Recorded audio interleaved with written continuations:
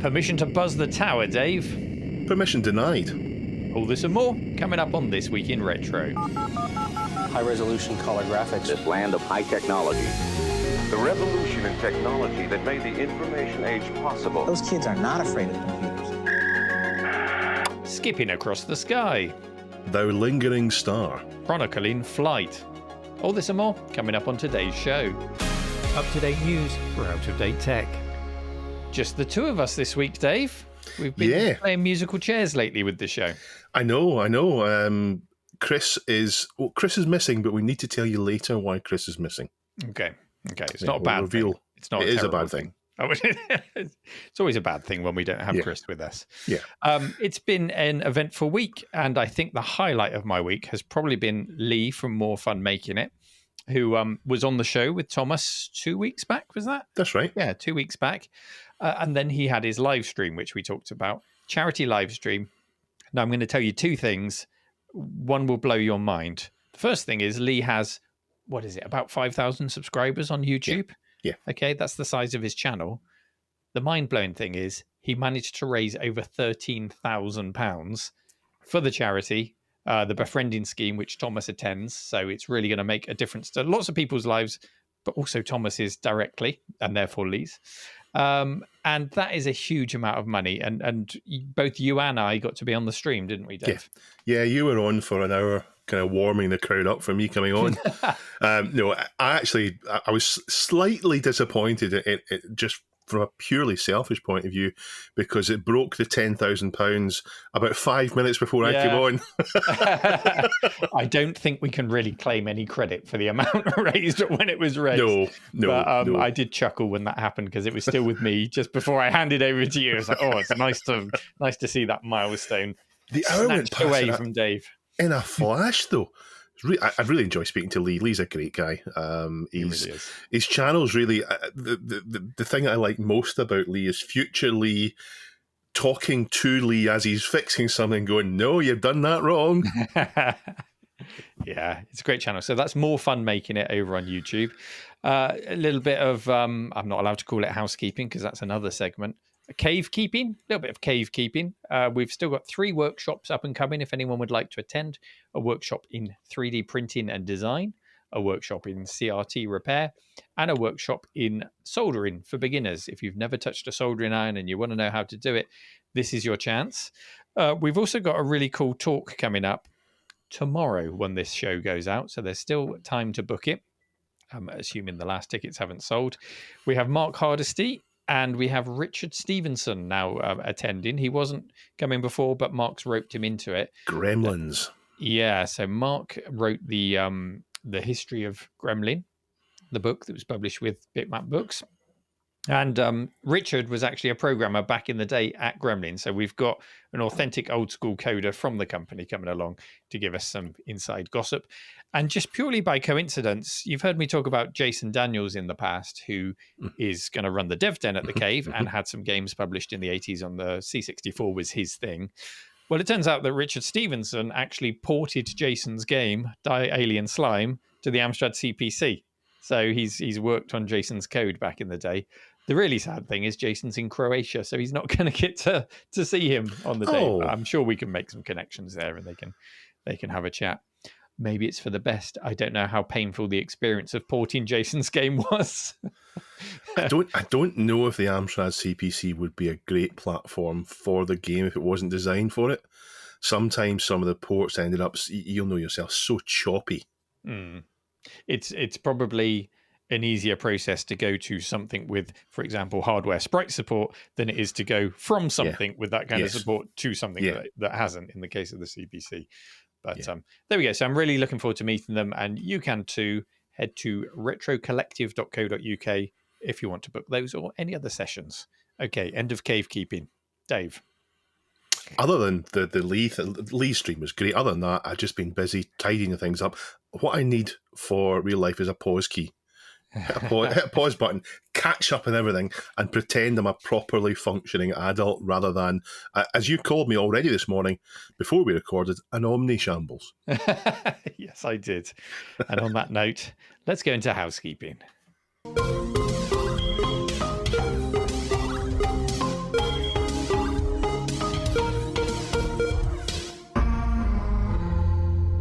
Housekeeping. It's time to shake it up on tour and make some changes. But don't worry, it's nothing too drastic. We're going to put a little bit extra in housekeeping if we're able to. We're going to try and do a little bit of a roundup of the things we didn't cover that are submitted to the subreddit, plus any comments with extra info or even corrections. And hopefully we'll have the time to sustain this. It's a little bit of extra work, but hopefully not too much. And because it might lead to this section being a bit bigger, we're going to move it until we've got into doing the stories. We don't want half the show gone before we get to the meat of it. Do you have an idea for what we should call it, Neil?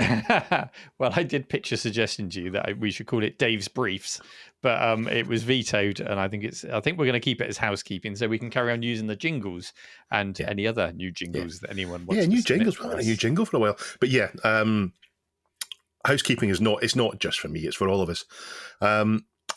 I've had a bit of a present come through. You may have noticed last week. Behind me, someone did, a Moonpig box sitting on my shelf, and in it was a present from Rich, our first bit of tour merchandise ever. It's a mug with Dave's Housekeeping, the logo on it, and on the back, my lovely pixel portrait, which at the same time as looking like me, makes me look far less ugly. Thank you, Stu. So that's the first portrait, by Stu Cambridge. I think that was sort of your welcome gift for joining the show, wasn't it? It was, portrait made up, yeah. I like it. It's funny how it does look like me. I just wish I did look like that as well, though. So thank you very much, Rich. That's the first bit of merch we've ever had. No plans to do any merch, though. Ends768 said, my high school computer class in America had Badger on every computer at least a couple of times to annoy the teacher in mid-2000s. So that Badger thing made it out of the UK. Thanks for confirming. William Horseman confirms that Badger made it to Alaska. And he then goes on to give us some fantastic news. The Ewok films from Star Wars are not considered canon, and they can be forgotten, written off, deleted. Great. Well, William Hossman must be the authority on this, so we can take that as given. Just to add to the changes that you mentioned in housekeeping, one of the changes we're probably going to do is push it further into the show, aren't we? So, so we'll have Story 1, we usually have our sponsor slot after that. Story 2, and then we'll put housekeeping there, like you say, so we can get into the meat of it a little bit quicker. That will be good. Stephen Gow, Graham Lewis, and others pointed out that it's deprecated, not depreciated. And Chris made that mistake last week. So perhaps this is his punishment this week, why he can't be on the show. Is that the real reason? No. The real reason is that it's his wife's birthday. So happy birthday to Mrs. AGIMA 005. And his family are staying, and they use the room that he records in as their overnight room. So unless we wanted a room full of, snoring people while he recorded, wasn't going to be a good idea. Mr. Sovak in YouTube comments asks if we know about the new Amstrad magazine from our friends at Addict Media. We certainly do. 3 of the 4 of us are really excited about it, and they've got a massive scoop, a really, really massive scoop in it, and we'll tell you more about that next week. It's a big one. And some news that I saw is that Ian Lee, who you may know from a show called Thumb Bandits back in the day. Do you remember that? History of Video Games, in which I think that's the last and only time we saw a real interview with Matthew Smith of Manic Miner and Jet Set Willy fame. He managed to bag that, and it took a lot of work to gain his trust and to be able to go to his house and record it. Also a columnist in Retro Gamer, radio presenter, TV personality. He's done so much. He was on I'm a Celebrity, all of that stuff. He's announced that he's working on a retro gaming podcast, and he started put some gameplay videos up on his YouTube channel, youtube.com/@IanLee. So potentially one to watch with his experience and his professionalism. And he was kind enough to have me on his Twitch show a couple of weeks back where I got to chat to him. One of the things he mentioned was that Thumb Bandits episode when he interviewed Matthew Smith. The amount of flack that they got for showing Matthew Smith in his 80s themed bedroom as if Matthew Smith hadn't moved on since the 80s, when in actual fact it was a set made to look like the 80s for the purpose of the show. It wasn't actually his bedroom. So he was telling us about that. Yeah. Ian Lee did say that he does listen to the podcast. He knew who we were, and it wasn't just I listen to the podcast, don't ask me any questions about it. He knew something about it. He knew he had a Scottish accent, for example. So I was quite impressed. He's a listener. So hello, Ian. And hello, he Ian. did agree. You asked him if he'd come on the podcast, and he did say yes, although I wonder if that was just a case of him being polite because you were right there with him. We won't hold him to it, yeah. No. Love to have him on, though. Yeah. We've also got some stories submitted to the subreddit this week, which haven't been chosen, but are worth a mention. So what have you got there for us, Dave? So, an Al's Geek Lab series on Gary Kiddle, the man who created CPM. Fans are porting Mortal Kombat 2 to the 3DO. A PCB that fits inside a Nokia phone shell with lots of connectivity. I'm not quite sure what it'll do. I know it's got Bluetooth and all sorts of stuff. I'm not sure what the end goal is. I haven't had a chance to look at it, but it's quite intriguing. An interview about New Zealand's first computer, the HUG 18U02, I think, or maybe that's a username of someone who's done it. A neat little tool for supported emulators to add achievements to SNES, Mega Drive, and PS2 games, or if you're in America, Super Nintendo, Genesis, and PS2 games. So you can have achievements like you would do in modern Steam, etc., on these old games, which adds an extra element to it. And finally, Hoffman's port, our friend Hoffman, port of Metal Gear to the Mega Drive has had an article in Time Extension. So all of a sudden, all the eyes are swiveling on to Hoffman and what he's doing there. It is very exciting. He did say he'd like to come on the show at some point, so hopefully we'll have him on at some point talking about what he's doing. But yeah, have a look at the subreddit. There's always stories being submitted. We only pick a few each week, and there's always things to have a look at and chat to other people about. So yeah, have a look. Hoffman, making people's eyes swivel. And you can submit stories that you may be seen while browsing the internet. Do people still browse the internet, or do they just go to the one or two sites that they always go to these days? But maybe you've seen a story, you want to submit it to share with others, and perhaps we'll pick it up and talk about it in the show. Scroll the internet. That's what you do now. Scroll the internet, yeah. Yeah. I should also remind people we do have a Patreon, so if you want to support the show, no obligation, of course, go to www.patreon.com/thisweekinretro.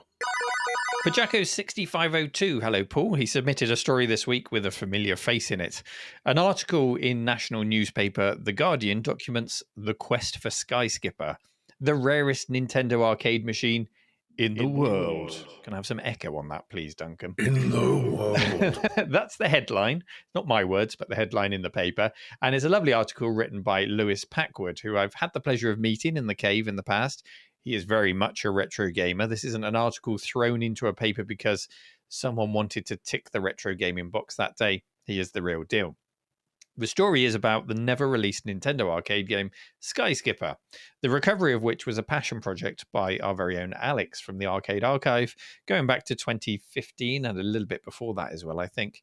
So I don't have Alex here with us today. He's driving to London to do something today. But I have asked him to record in 2 minutes what the game is. So what is Skyskipper? Here's Alex's explanation.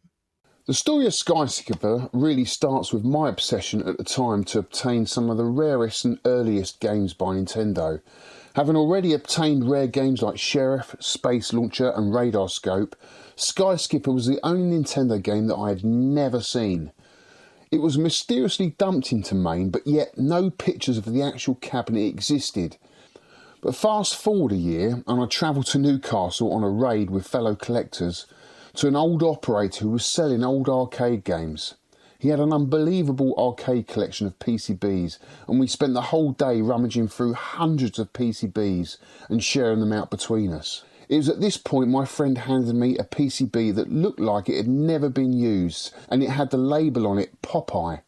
But the serial number, which I recognised, was TNX01, an original Skyskipper PCB, but factory modded to play Popeye. To this day, I still can't believe that I found that board, because on the way up to this raid, me and my friend joked about actually finding a Skyskipper PCB. So I still just can't believe that I found this. But I knew I needed help with this game because I really wanted to complete this. I really wanted to make this game into an actual cabinet. But by this time I'd found a flyer, and on this flyer was a black and white image of Skyskipper. The detail was pretty poor. I mean, you couldn't make out any of the artwork. So we were going to have to use this flyer as some sort of reference to recreate this cabinet, which seemed impossible, but that is what we were going to do at this time. So with that in mind, I thought, right, I'm going to have to go stateside with this. So in America, chatting to all these people, we had Billy Mitchell, we had Jerry Momoa, who was actually a play tester for Nintendo. He actually play tested Skipper before it went out on location, because what Nintendo did was put 12 of these cabinets, well, there was 12 imported from Japan. Nintendo of America put these out on urns testing into colleges and universities, and just to see if the game was going to do as well as Donkey Kong. It didn't. It failed miserably. I think it got around 20,000 plays compared to Donkey Kong's 100,000. So they decided, Nintendo of America, to scrap 11 of the games. They destroyed 11 and kept one, and that was down to Don James, who was the chief executive at the time. He decided to keep one and keep it in the lobby, and that's where it stayed for 20 years until we came along. Me and Whitney, well, I didn't go because I couldn't make it to America at the time, but Whitney went on my behalf. He was invited into Nintendo of America, where they allowed him to scan the last remaining machine, which had the serial number 001 on it. And I guess the rest is history, because, you know, we took it to Atlanta, we revealed it to the world on stage with Billy Mitchell and Walter Day, and this was the first time that anyone had seen and was able to play an original Skyskipper. And the rest is history. You know, it's just an incredible story that really unfolded as it went along. I mean, I never knew that this was going to happen. I never could see me going to America or any of that. It's just a fabulous story about a game that never saw the light of day. Before Alex was called the Arcade Archive, his YouTube channel was Nintendo Arcade, which of course we couldn't name our museum. We'd be up to the eyeballs in solicitors' letters if we did. He was an avid collector of arcades, particularly the Nintendo ones. So he knew Skyskipper was a thing, but all he had as evidence of it was a flyer showing the unreleased game. Now, Alex used to go on raids. These sound so cool. I want to go on a raid. He went on raids with fellow enthusiasts. And these are meetups with the agreement of the owner of warehouses, arcades, piers, whatever the location is, that they have permission to go in there. And they're generally arcades that have been neglected or abandoned, and they go in there with a view to just saving whatever they can, loading up their vans and giving a loving home to old kit. It was on one of these raids where he spotted a PCB labeled Popeye, a game that Nintendo did release. I've played it. It's quite widely known. But the PCB had a code on the silk screen of TNX01, which from Alex's research he knew was the code for Skyskipper. So if anyone else had picked up this board, they would have just said, oh, it's Popeye, and slung it in the van or got rid of it or whatever, because it wasn't a rare board. But because Alex had done the research and knew the code, he knew that he'd found something special. He then worked with a friend to reverse the board back from Popeye to Skyskipper, and that took a lot of work in itself, and eventually he had the game working on original hardware. Yeah, this is a great story. Alex did go on a real proper RPG-style quest that started out small and took him all over the world, at least America, and all sorts. And the game is quite interesting too. It looks as if you're bombing King Kongs and various other Kongs with your plane and picking up card rabbits. And it's kind of it seems as if it's a great big map split into stages, a little bit like Ghouls and Ghosts, where it's one map, but you reach a certain point, it becomes a stage, I think. There's four levels that loop. Right. And it scrolls both left and right. They're not huge levels, but they do loop, yeah. Yeah, and you're flying in a plane, almost like Airwolf style gameplay, but good. Well, compared to Airwolf, it's great. What cabinet did he put it in, Neil? Yeah, so the original flyer that Alex had, I believe it showed both a cocktail and an upright version of the game, both unreleased.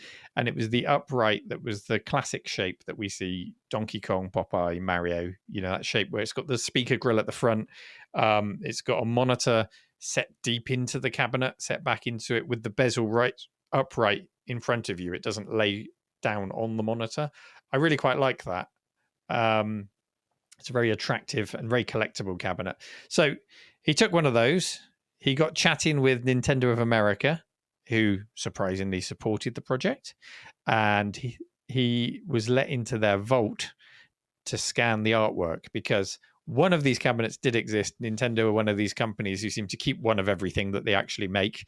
So in their vaults, they did have a Sky Skipper, but they allowed Alex to scan it. They recreated the artwork, the marquee, the bezel, everything. And the result was a brand new Sky Skipper cabinet, which was fully playable. I think he used, it was a Popeye cabinet. I think he used as the donor cabinet, as it was the same shape. And that is now in the arcade archive for any visitor to come and play. Super rare machine, and incredible that Alex lets people touch it. Not just touch it, hammer it, play it, which is what it was designed to do. So that's nice. It's an amazing story. It's not an amazing game, Dave. Is it not okay though? It looks fine to me. It's not terrible. I mean, you fly a plane, you've got to rescue the king and queen or two jokers on each stage. You've got to bomb the gorillas, as you said, and you've got to free the royals from their cages. It doesn't look typically Nintendo, if I'm honest. The characters in the game are very Nintendo, but the scenery is quite blocky and crude. It doesn't quite gel as with a Nintendo feel. It's an interesting game from the point of view that it's interesting to play to understand why it didn't go on sale. Has Alex ever found out if the game was properly, fully finished and polished and all the rest of it? Because there's periods when you're playing it and you're flying from one bit to the other and it's only a few seconds, but nothing's happening. There's no sounds or anything. It just feels as if it's not quite all there.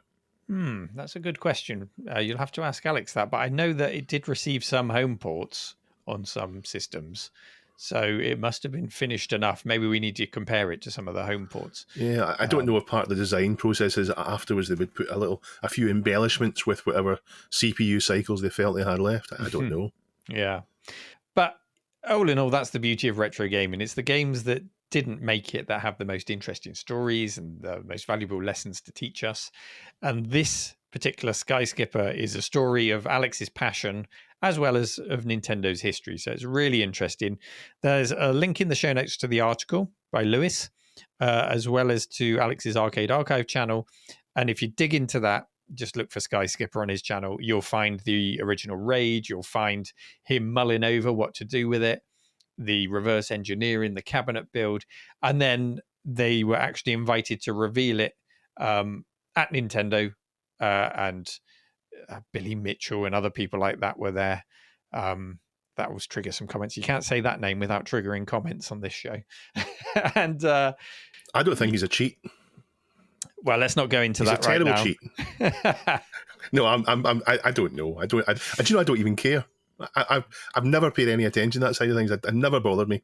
And actually, it was Billy who helped part of the process, or so I'm told by Alex, because Alex had this flyer and he was reaching out to people saying, come on, did this game ever exist? Did Nintendo actually ever make it? Or was it just trashed and unfinished?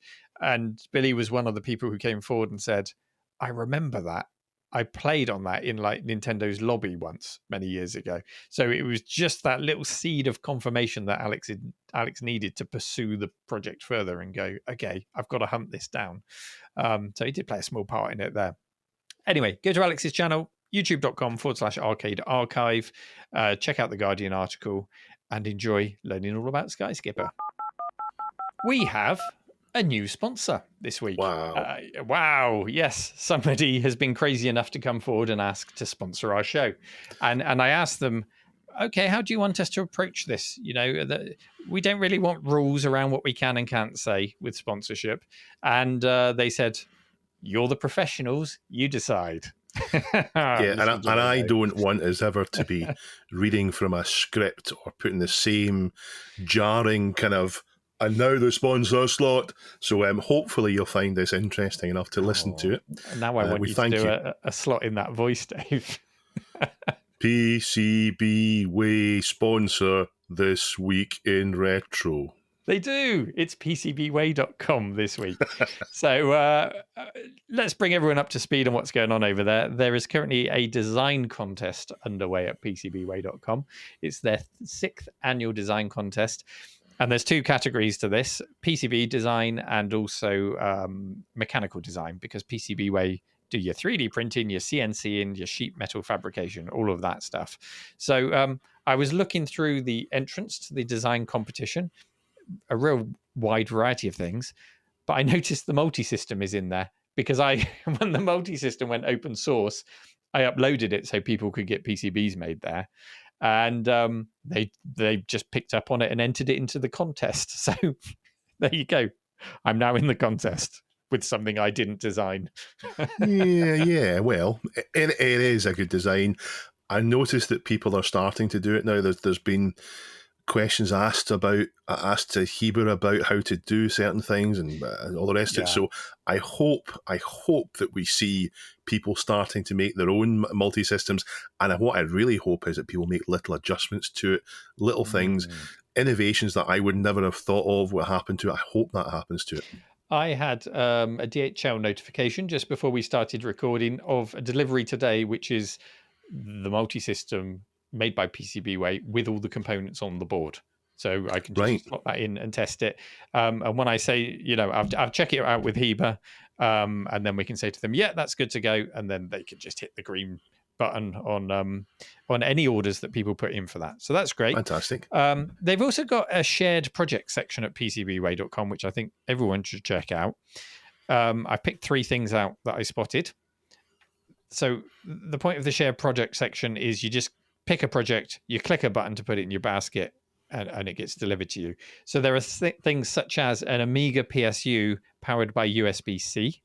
And I like this because if you're trying to power an Amiga or an Atari ST or anything at all from the wall, from 240 or 120 volts or whatever the slight variation is, the big difficulty is getting from that down to about 12 or 5 volts. That's the beefy thing. And there are now lots of USB-C power supplies on eBay, cheap, second-hand ones. You may have spare ones yourself. So if we can have projects that rely on getting the USB-C power and using that to go most of the way, then we can do something cheap, inexpensive, and efficient and effective to power us up things. So I really like that one. Another one that popped out for me was a board to convert your VGA signal to output amber or green on a standard color monitor to get that monochrome feel. So, amber, I don't have an amber monitor. I wish I did. Amber. Well, you don't need one because this board it would just convert it for you.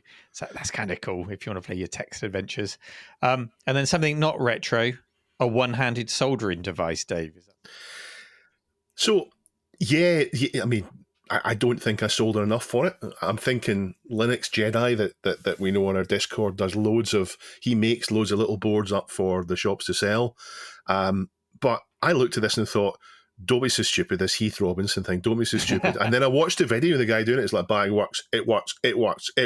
It's great. It's a harebrained scheme that actually someone's seen me through, and it's relatively simple. He presses a button to solder, the soldering wire comes in, spools itself forward a little bit, and he completes the soldering of the pen and moves on. Amazing.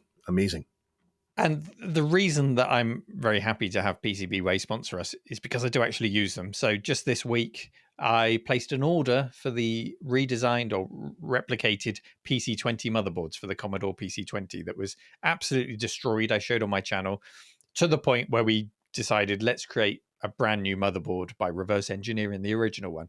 So that work's been done, and I've placed the order for 10 of those motherboards so that I can share some out with the guys that helped with the reverse engineering. So I will hopefully show them to you next week. Hopefully they'll arrive this week, and we can check out the quality of them and use them in a future video to restore that PC. So if you have any PCB needs, 3D printing needs, or anything else like that, PCBway.com. Was that all right, Dave? A bit too professional, Neil. Too a bit too professional. Okay, we'll try and We'll need to soften really it up. ham it up next week with some next time with some errors. Although we never put any forced errors in. It's never intentional. No, that's right, Chris. I like it when a new game references an old classic. And this week, Chris has submitted a story about the new Bethesda open world RPG, Starfield, making references to the seminal BBC Micro classic and possibly most important game ever. Argue in the comments if you want, you're wrong. Elite. Before we go on about that, let's talk about what Chris has done by accident, or maybe he's just more clever than we think. Neil, 3 years ago, almost to the day, a new podcast appeared. It was, of course, Neil, but we can't forget the daddy, John, both of Car Scholler, together. Here's John. Hey, all. It's Big Daddy here. I just want to say congratulations on 3 years of This Week in Retro. Neil, Dave, Chris, you managed to make the past so entertaining that even Marty McFly would be jealous. Here's to more nostalgic laughs, epic retro gaming stories, and keeping the 80s and 90s alive, one pixel at a time. Cheers, guys. Daddy John. And what was the title for episode 1? Well, it was Elite on the Vectrex. So it's all come right back around. So, Neil, before we talk about the story, how do you feel about your 3 years on This Week in Retro? Yeah, 3 years, 140 shows. I mean, granted, I haven't been present for every single one, but 140 shows. My reaction is, how the hell has that happened? It's gone so quickly. So quickly. We're nearly retro. Yeah. The good thing about it is there's 4 of us. So when one of us can't, well, actually, no one picks up the slack for Duncan because Duncan's irreplaceable. No, but exactly. One of the 3 of us can't do it, or when we don't have the time to do all the research we want, the rest of us pitch in. And it's much easier carrying the burden that way. I really do feel for people who are on their own doing a YouTube channel. There's no one else to help them out when they go and get stuff. But yeah. Imagine that. Yeah. We enjoy doing it. So thank you for watching us for 3 years, listening to it for 3 years. Let's hope there's more. And it all started, Richard Shears pointed out, I wouldn't have spotted it if Richard Shears hasn't pointed out the anniversary. So the story itself talks mostly about Elite, which is a good thing because I've not played Starfield yet and I don't have anything to say about it. I'm sure I will play it because I played almost all of Bethesda's RPGs and I really like the look of it. The idea is it's sort of like Cowboys in space. Isn't that Skyrim in space, I think. Oh, okay. Pigs in space. No, not that. But it's either. cowboys, isn't it? Aren't they all wearing cowboy hats? Are they? Or a hat's optional? This is showing the very shallow depth of my research into Starfield. It's not a game I've played yet. I know it's almost like a competition out there to find glitches in the game that look funny, and to put. I know that Mark from our Discord, the first thing he did was put a basket on someone's head so they could steal from them. All these tropes. There is a guide I've just found. There's a guide on how to get a cowboy hat in Starfield. There you go. It's possible. But not by default. The article says, the truth is Starfield and Wing Commander and No Man's Sky and countless other space games likely wouldn't have existed if it wasn't for Elite. It was the first game that took us to another galaxy from the comfort of our bedroom. It is unquestionably the godfather of space games. Now, I like seeing something that's unequivocal like that. And it's true as well. And I'm glad to see them get it right. And so was Chris. Chris commented, I was screaming these words when No Man's Sky came out with its procedurally generated galaxy as if no one had done it before. And that was, of course, was the big thing with Elite. It fit into 32 kilobytes of memory and galaxies in it. So as we mentioned before, it had a seed with only a few minor changes to get rid of apparently rude words. It generated the galaxy on its own from that seed every time. And that's what Bethesda have done here with Starfield. So Neil, where have your travels in space taken you? What games have had you traveling the stars? Good question. So, yeah, I mean, the article is completely right. There were space games before, of course. but not to this scale, not in this And style. a long time before it as well, like 20 years before it, there was space games. Yeah, plenty of that. And then, of course, things like Star Wars inspired even more, and Star Trek, and all of that stuff. But when did Mercenary come out? The first one was Mid 8-bit, 80s. so yeah, it 85, 86. had time to be inspired a little bit by Elite, I think. Captain Blood, clearly inspired by Elite in all its French quirkiness. Wing Commander series, of course, you mentioned, which is one of those games that actually transitioned well into the CD-ROM multimedia era because it had cutscenes from the start on, on the capacity of a floppy disk, and then it moved into FMV.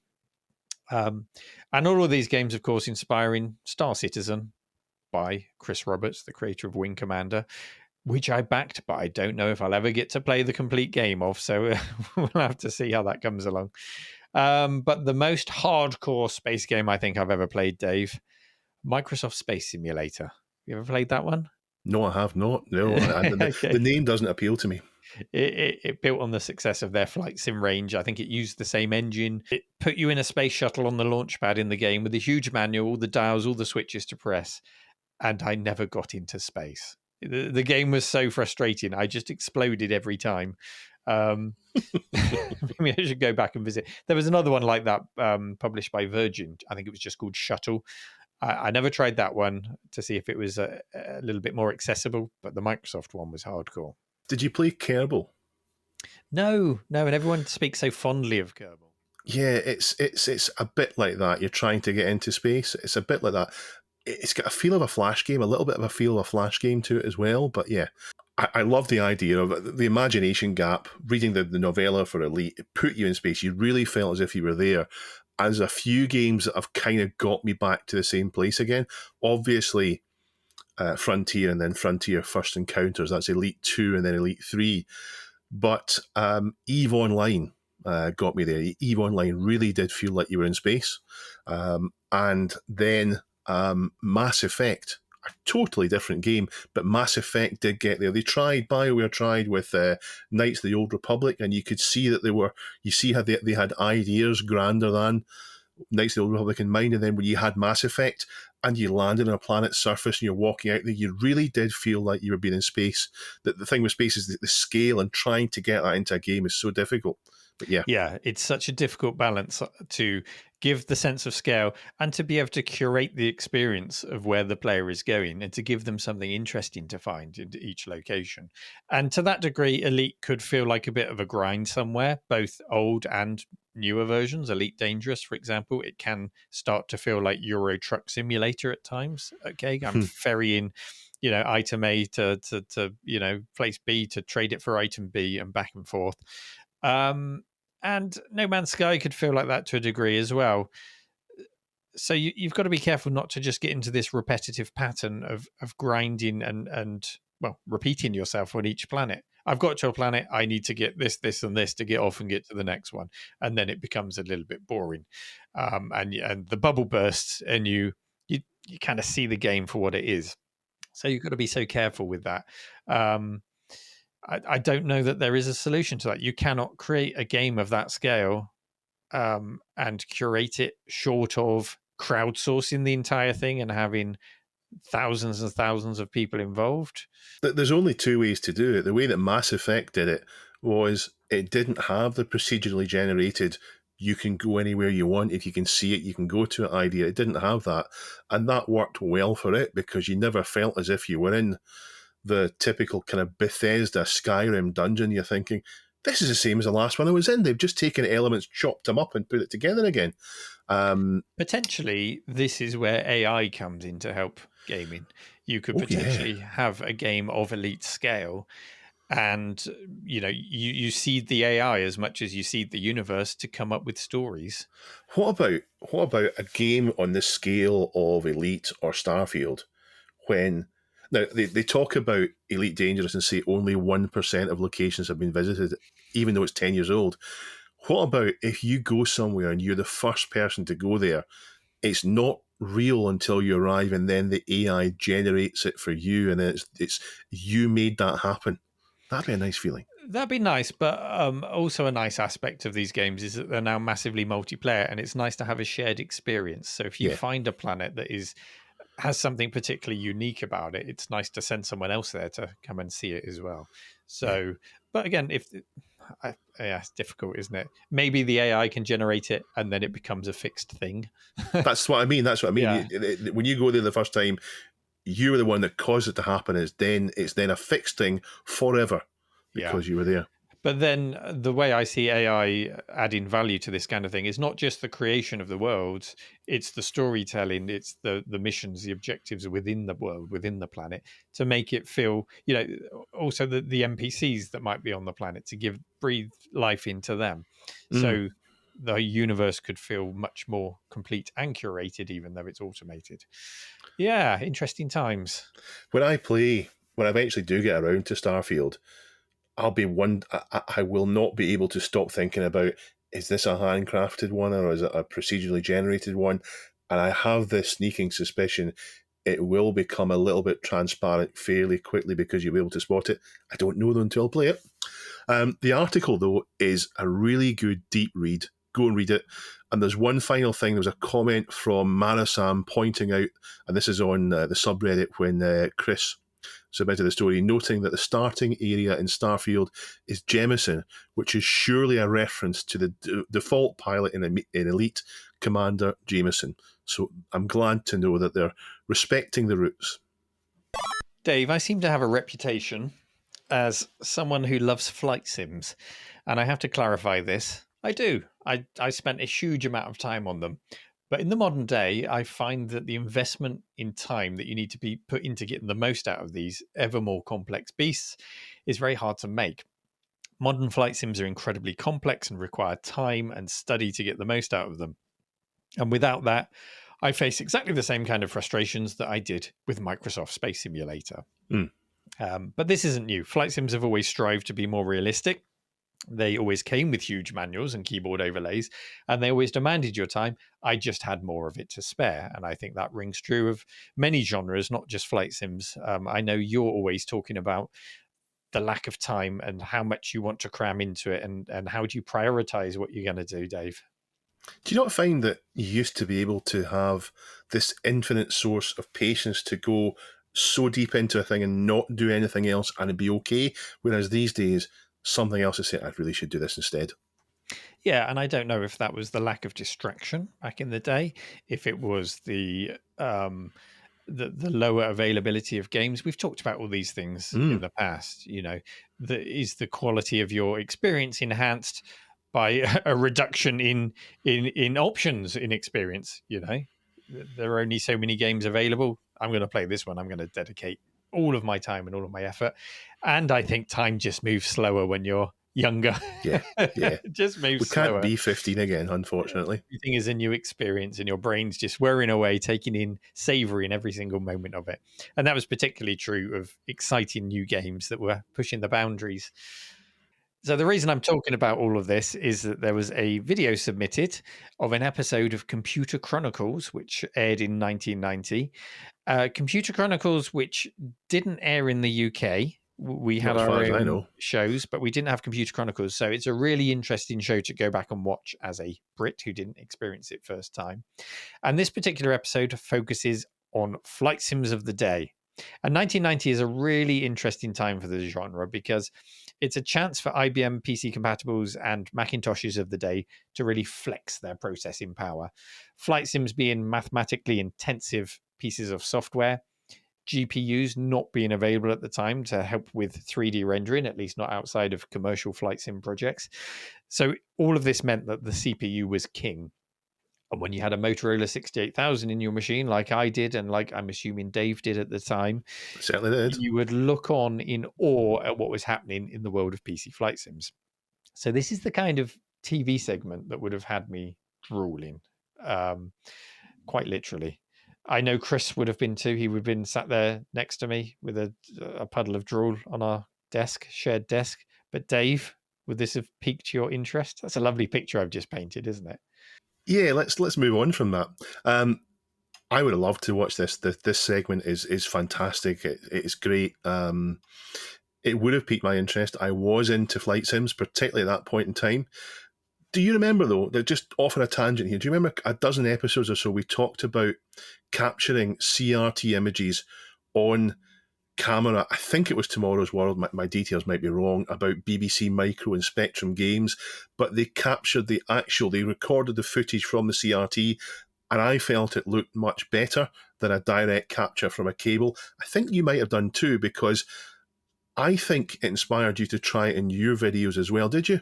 Yeah, I mean, in the past, I've done it. Usually, when I've done it going way back, it's because I haven't had time to set up the capture system. So it's like, Right. okay, I need to get this recorded. Let's just point the camera at the screen. But in more recent months, I've been thinking, actually, this looks better. This looks nicer. So I've been making efforts to record CRTs in a better way, whether that's putting a hood over the monitor and myself with the camera to kill all reflections, or whether it's stepping back, allowing the background to blur and allowing a little bit of reflection on the screen, not too much, but just a little bit, so that it's gives a nice warm fuzzy feeling when you watch it, and you almost think, oh, that could have been my desk back in 1989, you know. So I think there's a lot to be said for recording CRTs directly. Yeah.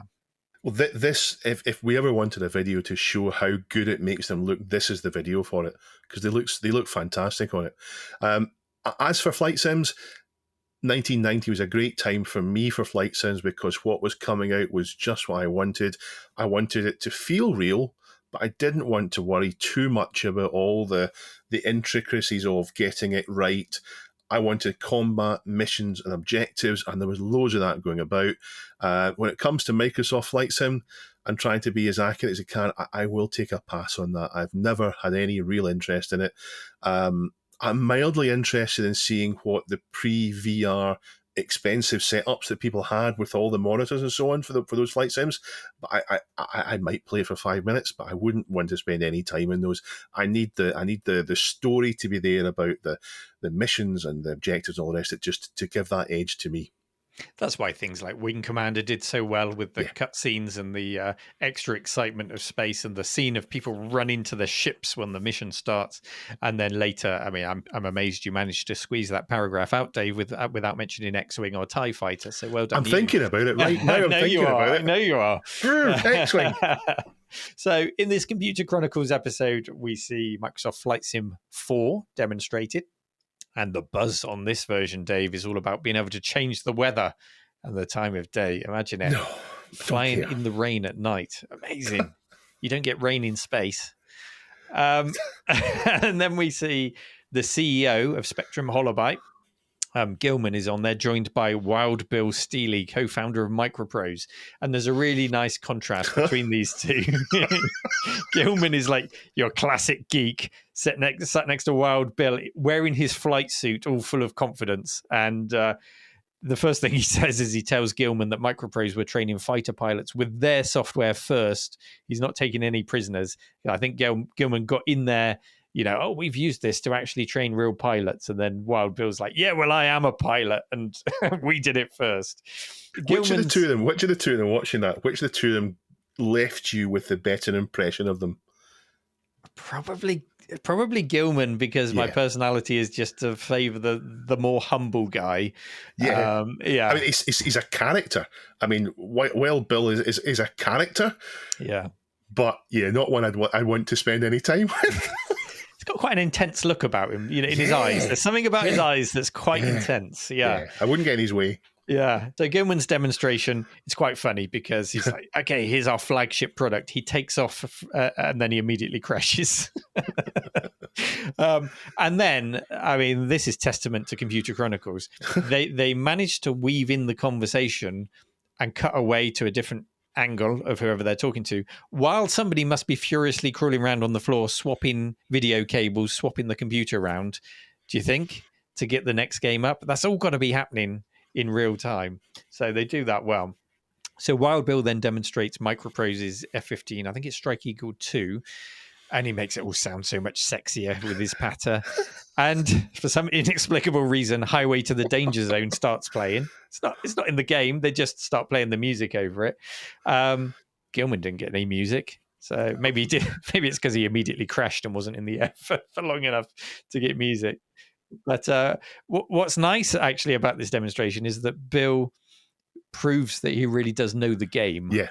He is a good salesman, but he's playing this Yeah. game really well, and he's explaining what he's doing or what he's about to do. He knows all the key combos and key presses. He treats us to some external views as he launches missiles and kills the things that he's shooting at. So he does a really good job. Flight sims are exciting, Dave. They are when it's this type, when they've got those type of flight sims. Yeah. Yeah.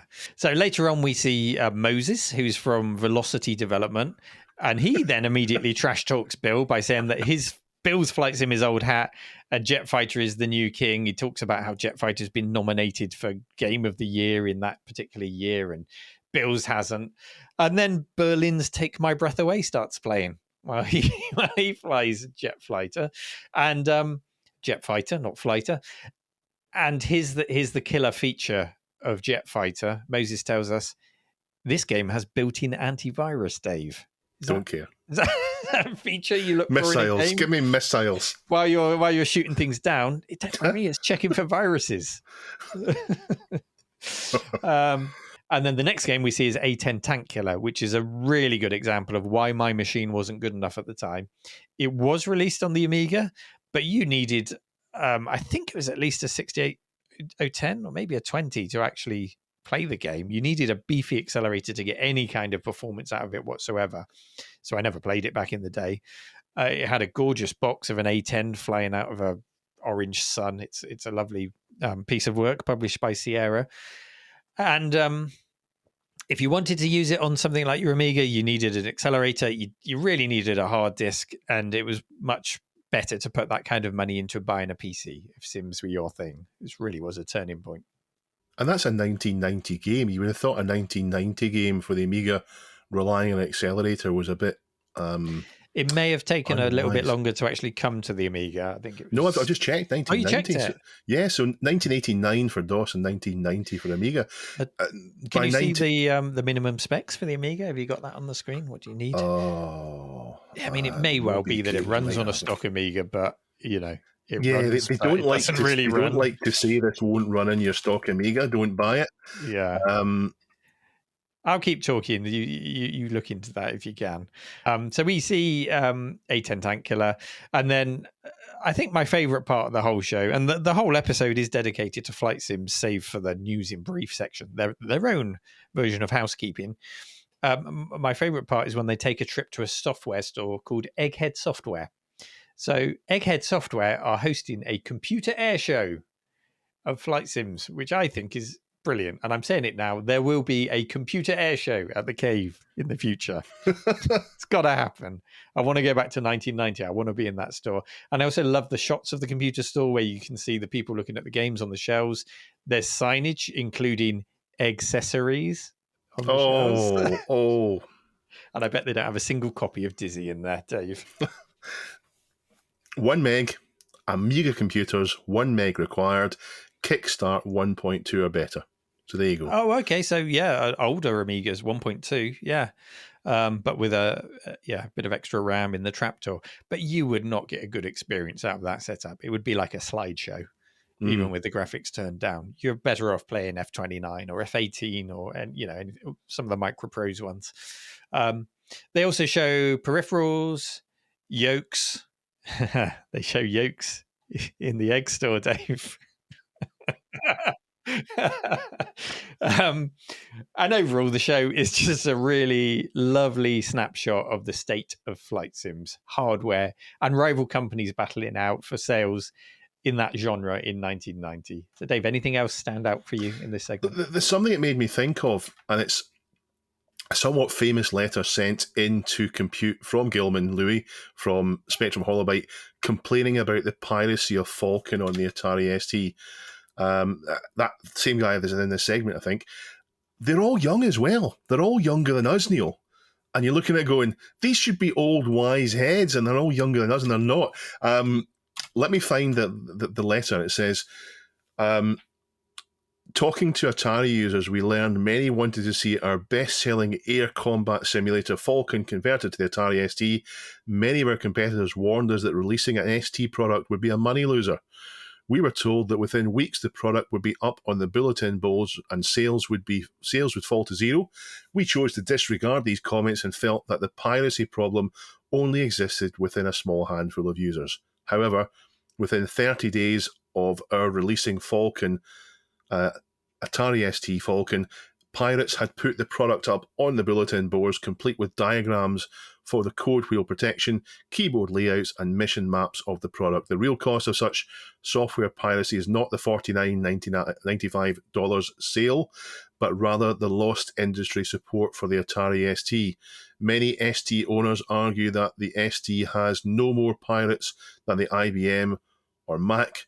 Many of us at Spectrum Holobyte believe this to be true. The problem is that the number of installed STs is considerably smaller than that of the IBM or Macintosh, thus increasing the impact of piracy on sales. In addition, ST pirates seem better organised and piracy seems more accepted, or should I say tolerated, by ST users. I'll come in there and say why. It's because the ST was a machine bought for your kid's Christmas, and the Mac or the PC was what a professional used and played games in their spare time. The cost of developing and publishing a product is quite high, especially on a complex machine like the ST. The Amiga version sales volume is already double that of the ST, even though Amiga Falcon has been on the market for less time. When Macintosh and IBM versions were released, they sold 4 times the volume of product over the same period of time. Based on the current sales trend, the ST developer will be lucky to break even. There is no clear-cut solution to the problem of piracy. All we can ask is that if you like a program, buy it. Think of it as an investment. The more invested, the more and better titles you'll see for the ST. It's a shame that a few users can hurt a market as badly as the ST pirates can and deprive thousands of good ST users of the product support that other machines receive. Yeah, well, there you go. The usual piracy debate, really, isn't it? That's Yeah. fine. There's nothing really new there. Piracy happens. There's also this is also a period where the PC is taken off as a games machine, particularly in the sim market, and developers have got to be thinking, well, is it worth our time porting this game from the x86 platform to 68,000 platform to support things like the Atari, the Amiga, even the Macintosh at the time? So, it's just there are different machines. If you had very few kids would get a PC bought for them for their Christmas to play games on, but loads would get the ST and the Amiga for that reason. So it's a different market, and people don't have $50 to spend on a new game that way. So it's just the way it is, unfortunately. A little bit of extra info. Gilman was also appointed to serve as a member of the US President's Intelligence Advisory Board in 2022. So this is a smart guy. He's started a lot of businesses. He's advised other people on how to start businesses up. He's a clever guy beyond the world of programming flight sims. He's also credited on Falcon 4, which was published under the name Microprose, but that's because Microprose was bought by Spectrum Holobyte, his company, when Microprose hit hard times in the early 90s. Falcon 4 was then in development hell for 6 years. Microprose, Spectrum Holobyte bought Microprose, or Microprose bought Spectrum Holobyte? Spectrum Holobyte bought Microprose. Oh, okay. Falcon was then in development hell for 6 years. And then when it was released under the Microprose name, Falcon 4, it had been bought that year by Hasbro, who bundled it out the door. It could have done with even more time. So Gilman worked under the Spectrum Holobyte and under the Microprose banner too. So flight sims remain a staple part of modern gaming. They continue to push every aspect of your PC to the limit. I mean, is there a better benchmark than how many frames per second you can get out of your rig with the detail turned right up to the max in a flight sim? Very few alternatives out there to really push your system. But am I being an old man shouting at clouds? Yes, when I say that some of the magic has gone when compared to those early days. Or is it still there for you? When Microsoft releases a new version of a flight sim, or a new plane comes out, a new add-on for DCS, does that excite you? Are flight sims still exciting? Are they a little bit boring for you now? Or have they always been boring? Head over to our subreddit, do take a moment to watch the episode and comment on the story in the subreddit. I'd love to hear your thoughts. And I'd love to hear if you'll be turning up in your flight jacket for my Computer Air show. Let us know. Yeah, we didn't mention that in the story, but while Bill was there in full uniform, He was like he was going to a Star Trek convention in the full Starfleet outfit. maybe Wild Dave will be at my Computer Air show. Nah, I would go. I would enjoy that. Yeah, I would enjoy that. Don't pretend. Time now for our community question of the week. So last week's question set by Chris and Dave were, which TV shows press your nostalgia button? What was the show that you had to be in front of at a specific time with your TV tuned into a specific channel? Maybe there's a modern show that gives you the same vibes. Let us know. Are we drifting into TV nostalgia here, Dave? I take 1 week off and it's all about TV nostalgia. It was about, you know what it was about. It was about the guy who had made the TV set that was... to stream shows as they were released originally, Okay, Dave, have you closed contest mode? Yes, I have. Brilliant. If you Still hit haven't got that refresh, we'll get dramatic them. jingle to be in there. We need a jingle. Give us a need jingle. Dramatic jingle. Okay, top answer comes from, it's Richard again. Richard Shears. He says, a very unimaginative answer. Red Dwarf. Going into school on the Tuesday, excited to talk about it. Sadly, all my friends looked blank. Thankfully, that changed and it became the most talked about show in the playground, even overshadowing talk about Rocket Ranger, Dungeon Master, and Speedball. Other honours go to Starfleet, jumping out of bed. That's something that hasn't happened for years. On Saturday morning, running downstairs with the box of Lego in hand to watch it, being inspired to make spaceships out of Lego. Red Dwarf's a good answer for me because all of them appeared on the iPlayer again in recent months, and I've watched them all from start to finish. It's a show with a very definite lull in the middle where things go a bit wrong, and then it finds its stride again in later years. But the earliest episodes are very definitely the golden episodes, I think. Yeah. Where they don't rely on plots, they rely on the characters more than anything else. Yeah. Go ahead, Dave. What's the next one? CPC464 says, computer-wise for me, it was a show called Cyberzone, hosted by Craig Charles. Now, what show was Craig? Yeah. Yes, yeah. A bit of a mix between Nightmare and The Crystal Maze in a way. Yeah, it was. I just remember that it felt as if they said, right, we've got 3 minutes of footage, pad it out to half an hour, Craig. It was a great show and sadly somewhat forgotten now. Yeah, I think it came a bit later than the other TV shows. It did. It used PCs to create a VR-like experience, didn't it? Which was, it looked a bit like the earlier virtuality machines in what it could do, but it was PC-based. I've since learned. And they had interesting input peripherals, like a running machine you had to stand on and kind of run around. I seem to remember a segment where one team had to kind of hide in houses and another team was flying around or driving around in a tank trying to hunt them down. One? Yeah. There we go. I don't think it's a show that's fondly remembered by lots of people, but CPC certainly does. The next one is from Lord Borak 316, Robin of Sherwood. Having grown up on a small holding in rural North Somerset in the early 80s, my two brothers, me and my neighbour, would spend most days making bases and pretending to be outlaws in the woods, lighting fires, making longbows, even hammering simple metal swords in the fire, and going on adventures over the fields, scrumping and legging it from the sheriff, in brackets, farmer. I watched the show on DVD or ITV4 with my boys weekly, just like back in the day, and it brings back such fond memories. And now I'll shut up. Glad to see that's continuing. Yeah. Robin of Sherwood, was that the one with Marion? Maid Marion taking sort of centre stage, or was that? Yeah, she was a clever one. No, that was Maid Marion and the Merry Men, wasn't it? That was. Oh. Was that a different show? So was Robin of Sherwood a more serious one? So Robin of Sherwood wasn't the one with British televisions. Yeah, that was a more serious one. It was an ITV one, 1984 to 1986. Yeah. Maid Marian was. So I'm thinking the kind of comedy kind of kids one. Yeah. So lots of other great answers in there. We've got Nuclear Silo for sale, says MASH.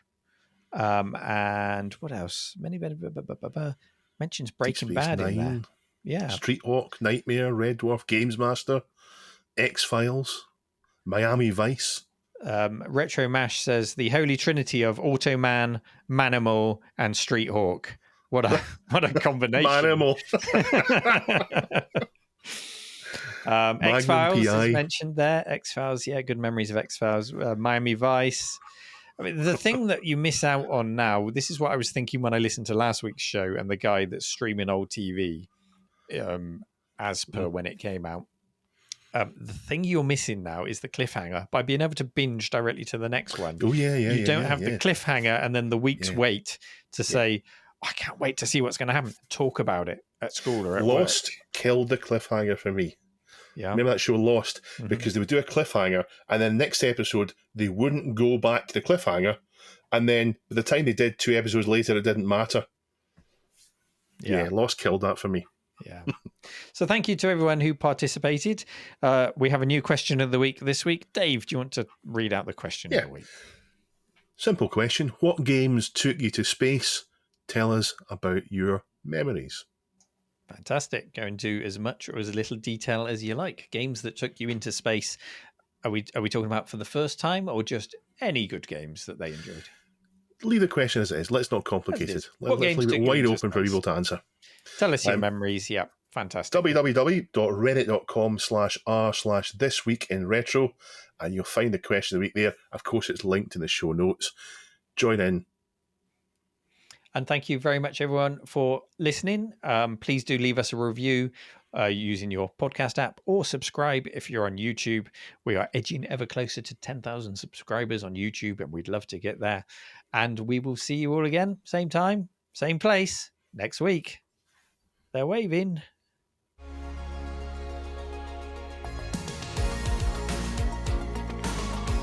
This Week in Retro was presented by Neil from RNC The Cave, Chris from 005 AGIMA, and Dave.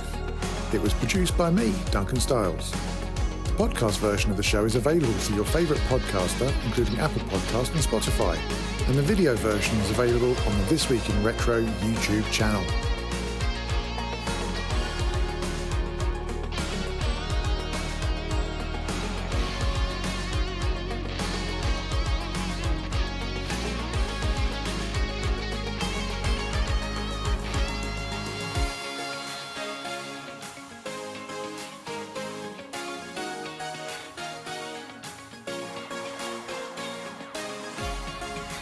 Join our community subreddit at r/thisweekinretro to suggest and vote on the stories we cover on the show.